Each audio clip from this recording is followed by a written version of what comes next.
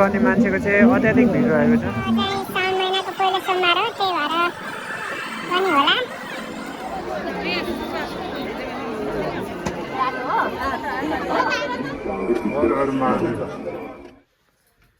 Hello साथीहरू, welcome back my YouTube channel भन्दै फेरि तपाईँहरूलाई मेरो युट्युब च्यानल सर्च गर्न चाहन्छु।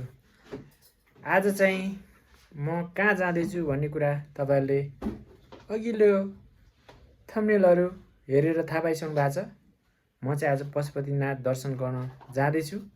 त्यही भएर आज पशुपतिनाथको दर्शन कस्तो हुन्छ त तपाईँहरूले मेरो पुरा भिडियो हेरेर साथ दिनुहोला।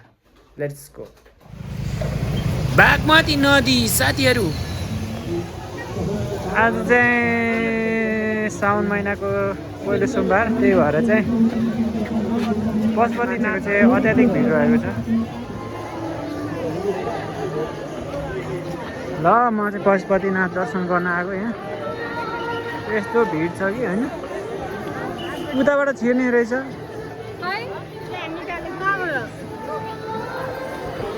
यति धेरै भिड छ कि यति धेरै भिड छ होइन पशुपतिनाथ। साउन महिनाको पहिलो सोमबार हो, त्यही भएर पनि होला।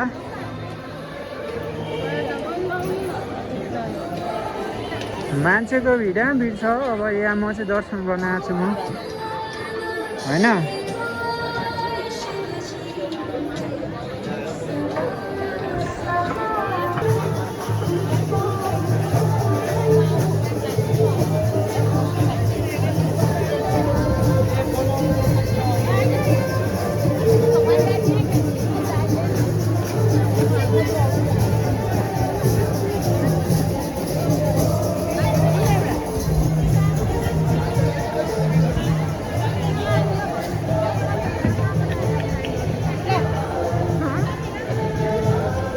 तल सिँढी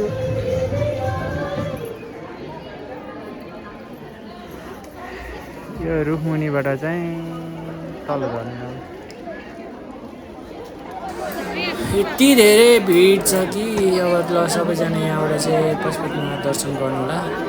बाहिर भित्रपट्टि चाहिँ दर्शन गरेर बाहिर निस्केपछि यहाँ हेर्नुहुन्छ, यो यहाँ चाहिँ धुपबत्ती बाल्ने ठाउँ रहेछ। धुपबत्तीहरू नै बाल्ने, यहाँबाट चाहिँ दर्शन गर्ने। भित्र चाहिँ फुलपाती अक्षता मात्रै चढाउन पाउने रहेछ, अनि बाहिर आएपछि अरू दर्शन गर्न पाउने रहेछ होइन। म चाहिँ पुरै दर्शन गरेर भिडियो बनाएर तपाईँहरूलाई देखाइराखेको छु होइन। तपाईँहरू चाहिँ हेरेर साथ दिनु होला। म चाहिँ पुरै अब दर्शन गर्छु। दर्शन गरेर यहाँ बाहिर निस्किरहेको छु। यतातिर घुमिरहेको छु पछिपट्टि। कतिको धेरै भिड छ होइन। पुरै अब फोटोहरू पनि भित्र खिच्न नपाइने रहेछ।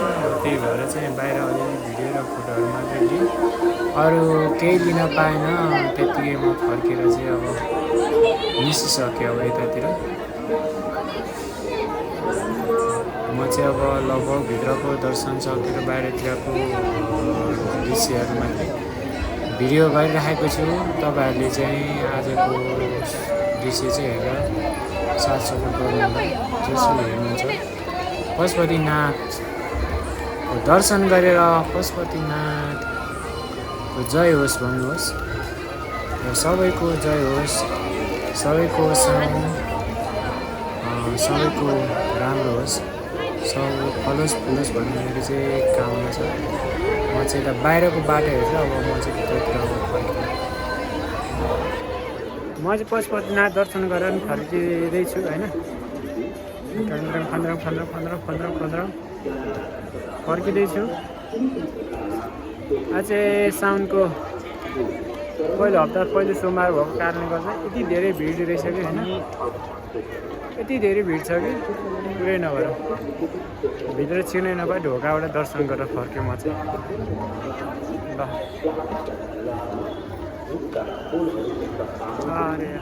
हर हर महादेव।